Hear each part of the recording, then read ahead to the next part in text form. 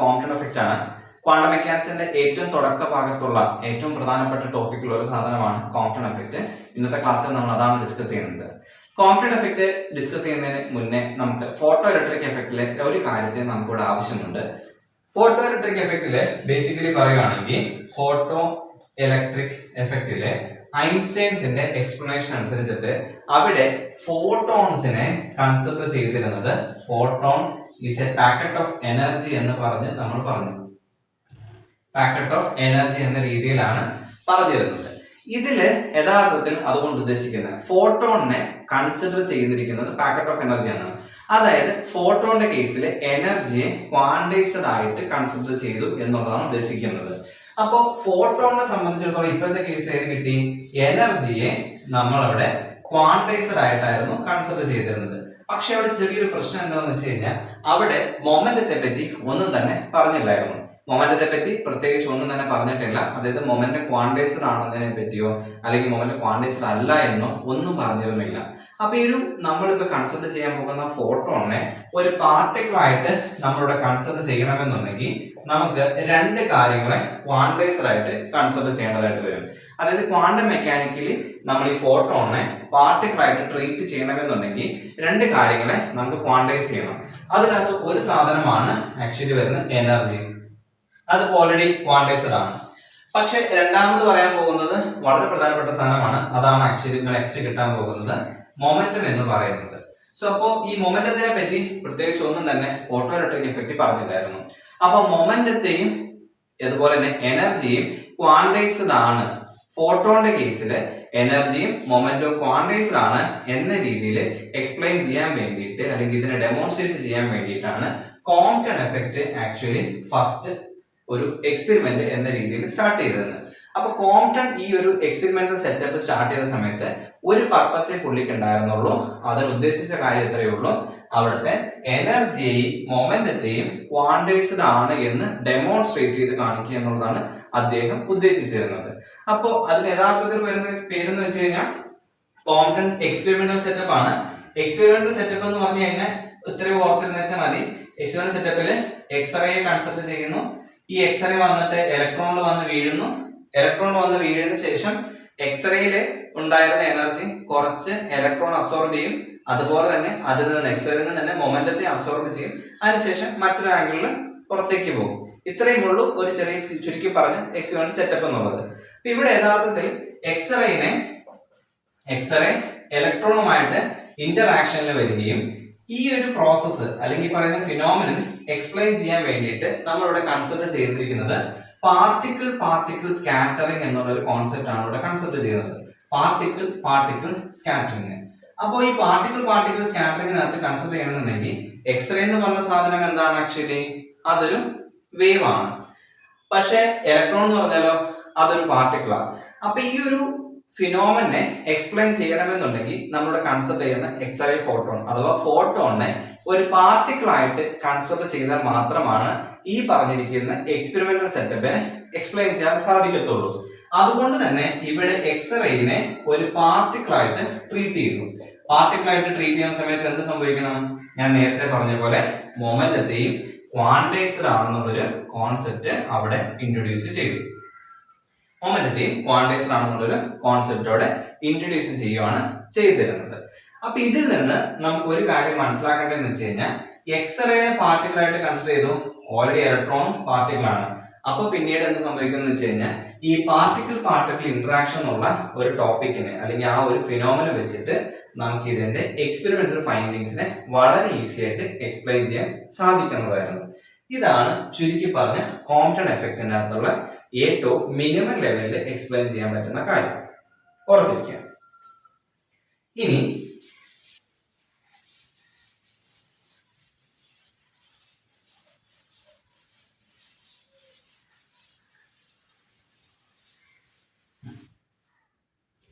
ഇനി അടുത്ത് നമ്മൾ നോക്കാന്ന് വെച്ച് കഴിഞ്ഞാൽ സാധാരണഗതിയിൽ എക്സ്പെരിമെന്റ് സെറ്റപ്പിന്റെ ഞാൻ പറഞ്ഞു.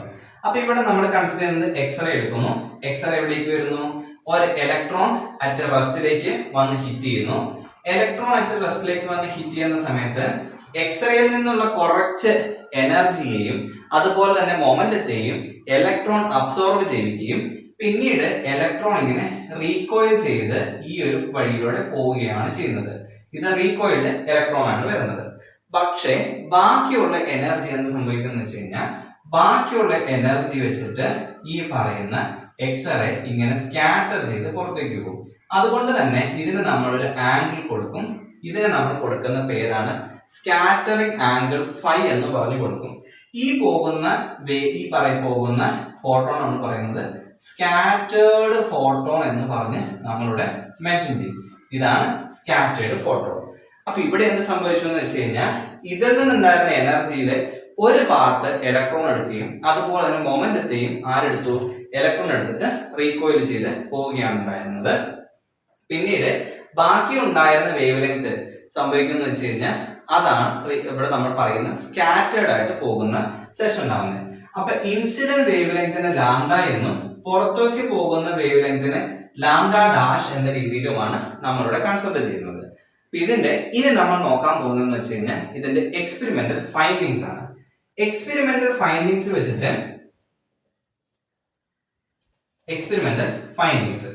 ബേസിക്കലി പറയുകയാണെങ്കിൽ ഇവിടെ നിന്നിരുന്ന എന്തായിരുന്നു, ഇലക്ട്രോൺ റെസ്റ്റിലായിരുന്നു ഇലക്ട്രോൺ ആണ് ഇവിടെ നിന്ന് എക്സ്റേ വന്നപ്പോഴേക്കും കുറച്ച് എനർജിയെയും അതുപോലെ മൊമെന്റത്തെയും അബ്സോർബ് ചെയ്തതിനു ശേഷം റീകോയിൽ ചെയ്ത് പുറത്തേക്ക് പോയത്. അതാണ് ഒന്നാമത്തെ എക്സ്പെരിമെന്റൽ ഫൈൻഡിങ്ങിൽ വരുന്നത്. അപ്പൊ എന്ത് സംഭവിച്ചെന്ന് വെച്ച് കഴിഞ്ഞാൽ ഇലക്ട്രോൺ ഇവിടെ റീകോയിൽ ചെയ്ത് പുറത്തേക്ക് പോവാണ് ഉണ്ടായിരുന്നത്. വിത്ത് അബ്സോർപ്ഷൻ ഓഫ് കുറച്ച് എമൗണ്ട് ഓഫ് എനർജിയും കുറച്ച് എമൗണ്ട് ഓഫ് മൊമെന്റവുമാണ് സംഭവിച്ചിരുന്നത്. രണ്ടാമത്തെ കാര്യം എന്ന് വെച്ച് കഴിഞ്ഞാൽ ഇവിടുത്തെ എന്ത് സംഭവിച്ചു, ഇവിടുത്തെ ഫോട്ടോൺ സ്കാറ്റർ ചെയ്ത് പോയി.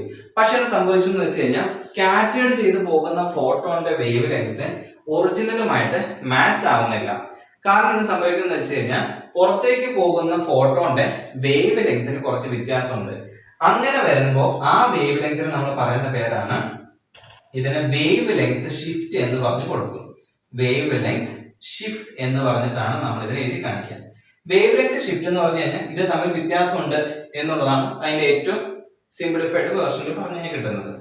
ഇനി അപ്പോ വേവ് ലെങ്ത് ഷിഫ്റ്റ് എഴുതി കാണിക്കുന്നത് എങ്ങനെയാ, that is lambda dash minus lambda which is equal to h by MEC into 1 minus cos phi എന്ന് പറഞ്ഞു കൊടുക്കാം.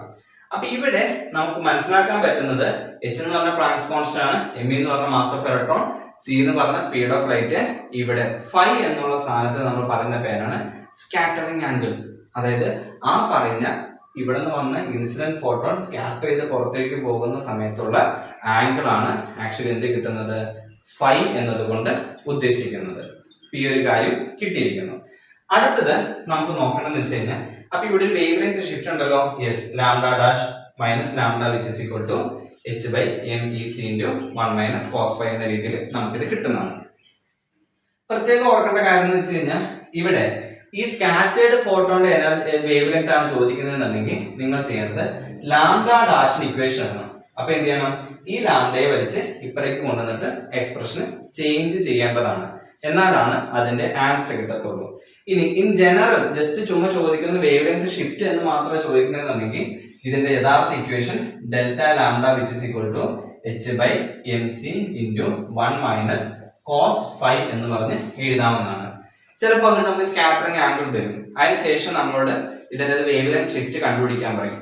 അങ്ങനെയാണെങ്കിൽ ഈ സോൾവ് ചെയ്യണമെന്നുണ്ടെങ്കിൽ ഈ കാണുന്ന ഒരു കോൺസ്റ്റന്റ് സോൾവ് ചെയ്യേണ്ടതുണ്ട്. അതിന്റെ വാല്യൂ ഞാൻ ഇപ്പോഴേ തന്നെ തരാം, which is equal to 2.4 into 10 raised to minus 12 meter എന്നുള്ളതാണ് ഇതിന്റെ വാല്യൂ വരുന്നത്. അപ്പൊ ഇത് ഡയറക്റ്റ് സബ്സ്റ്റിറ്റ്യൂട്ട് ചെയ്ത് കഴിഞ്ഞാൽ ബാക്കി ചെയ്യാൻ പറ്റുന്നതാണ്. ഈ ഒരു കാര്യങ്ങളാണ് നമുക്ക് ഏറ്റവും മിനിമം ലെവലില് കോംപ്റ്റൺ എഫക്റ്റിനെ പറ്റി പറഞ്ഞ് കിട്ടുന്നുള്ളത്. ഇത് ജസ്റ്റ് നോക്കുക. ഇതിനകത്ത് ഏറ്റവും പ്രധാനപ്പെട്ടത് 2 എക്സ്പെരിമെന്റൽ ഫൈൻഡിങ്സ് ആണ്. അതിനുശേഷമുള്ള പ്രോബ്ലം ചോദിക്കും. ഇവിടെ എപ്പോഴും പറയുന്ന സാധനമാണ് ഈ പറയുന്ന സ്കാറ്ററിംഗ് ആംഗിൾ ഫൈ വെച്ചിട്ടുള്ള പ്രോബ്ലംസ് വരാറുണ്ട്. നമുക്ക് ഇത് കഴിയുമ്പോൾ ഒരു പ്രോബ്ലം നോക്കാം. ഇത്രയും കാര്യങ്ങൾ ഓക്കെ ആണെന്ന് വിചാരിക്കുന്നു. അത് ഈ ഒരു ക്വസ്റ്റ്യൻ ആണ്. ക്വസ്റ്റ്യൻ ഇത്ര ചോദിച്ചിരിക്കുന്നത്, X-rays of wavelength 20 picometer are scattered from a target. What is the wavelength of X-rays scattered through 45 degree എന്നാണ് ചോദിച്ചിരിക്കുന്നത്. അതായത് നമ്മളോട് ചോദിച്ചിരിക്കുന്ന കാര്യത്തിന് ഞാൻ സ്കീമാറ്റിക്കലി വരയ്ക്കുവാണെങ്കിൽ സംഭവിച്ചിരിക്കുന്നത് എക്സ്റേ ഇങ്ങനെ വന്നു, എക്സ്റേയുടെ വേവ് ലെങ്ത് തന്നിട്ടുണ്ട് lambda which is equal to 20 picometre ആണ്. ഇത് വന്നിട്ട് ഇവിടെ ഒരു ടാർഗറ്റിൽ വന്ന് വീണു. അതിനുശേഷം ഇങ്ങനെ സ്കാറ്റേർഡ് ചെയ്ത് പോകുന്ന വേവ് ലെങ്തിന്റെ അല്ലെങ്കിൽ ഫോട്ടോന്റെ വേവ് ലെങ്ത് എത്രയാണെന്ന് കണ്ടുപിടിക്കും. ഇതാണ് ക്വസ്റ്റ്യൻ ചോദിച്ചിരിക്കുന്നത്. ഇത് എങ്ങനെ നമുക്ക് പ്രൊസീഡ് ചെയ്യാൻ പറ്റുമെന്ന് വെച്ച് കഴിഞ്ഞാൽ ആദ്യമേ തന്നെ നമ്മൾ ആദ്യം മനസ്സിലാക്കേണ്ട കാര്യം ഇവിടുത്തെ വേവ് ലെങ്ത് ഷിഫ്റ്റ്, അതായത് ടോപ്പിക് വന്നിരിക്കുന്ന കോംപ്റ്റൺ എഫക്റ്റ് എന്നാണ്. തൊട്ട് മുന്നേ ഡിസ്കസ് ചെയ്തപ്പോൾ നിങ്ങൾക്ക് മനസ്സിലായി കാണും. അപ്പൊ നമ്മളിവിടെ ചെയ്യേണ്ട പരിപാടി എന്ന് പറഞ്ഞു കഴിഞ്ഞാൽ കോംപ്റ്റൺ എഫക്റ്റ് എടുക്കുക. സോ അവിടെ delta lambda which is equal to h by mc into 1 minus cos phi എന്ന രീതിയിൽ നമ്മളിവിടെ എഴുതിയിട്ടുണ്ടായിരുന്നു. അപ്പോൾ നമുക്കത് കിട്ടുന്ന കാര്യമുള്ളൂ. ഇതിൽ നിന്ന് ബാക്കി ചെയ്ത് കഴിഞ്ഞ് കഴിഞ്ഞാൽ so lambda minus lambda dash minus lambda which is equal to h by mc into 1 minus cos phi എന്ന രീതിയിൽ കൊടുക്കേണ്ടായി. ഇനി നമുക്ക് ചെറിയ രീതിയിൽ സോൾവ് ചെയ്തെടുത്തു കഴിഞ്ഞാൽ lambda dash which is equal to lambda plus h by f0 അല്ലെങ്കിൽ mc into 1 minus cos phi, ഇതാണ് നമ്മൾ ഉപയോഗിക്കേണ്ട ഇക്വേഷൻ വരുന്നത്. ഈ ഇക്വേഷൻ നമുക്ക് കിട്ടിയിരിക്കുന്നു. ഇനി നമ്മൾ ചെയ്യേണ്ടത് എന്താ, എല്ലാ സാധനങ്ങളും നമ്മുടെ കൈവശം തന്നിട്ടുണ്ട്. ലാംഡ എന്ന് പറഞ്ഞാൽ 20 പൈക്കോമീറ്റർ എന്നാണ് ഉദ്ദേശിക്കുന്നത്. അതായത് പൈക്കോ എന്ന് ഉദ്ദേശിക്കുന്നത് 20 ഇൻറ്റു 10⁻⁻12 ആണ് ഉദ്ദേശിക്കുന്നത്. പ്ലസ് ഞാൻ നേരത്തെ ഒരു വാല്യൂ തന്നിരുന്നു, h by mc ന്റെ വാല്യൂ 2.4 ഇൻറ്റു 10⁻⁻12 ആയിരുന്നു അതിന്റെ വാല്യൂ തന്നിരുന്നത്. ഇനി 1 minus cos phi, cos phi എന്ന് പറഞ്ഞാൽ തന്നിരുന്ന ആംഗിൾ 45 ഡിഗ്രി ആണ്. അത് ഡയറക്റ്റ് ഇട്ട് കൊടുക്കാം. അപ്പൊ എത്ര കിട്ടുമെന്ന് വെച്ച് കഴിഞ്ഞാൽ ഇതിനെ സോൾവ് ചെയ്യുമ്പോൾ which is equal to 20 into 10⁻⁻12 plus 2.4 into 10⁻⁻12 into 1 minus 0.707 എന്ന് പറഞ്ഞു വരികയും ഇതിനെ നമ്മൾ സോൾവ് ചെയ്തെടുക്കണം. അപ്പോൾ കറക്റ്റ് ആൻസർ വരുന്നതായിരിക്കും. ഇത് ചെയ്തു നോക്കാം.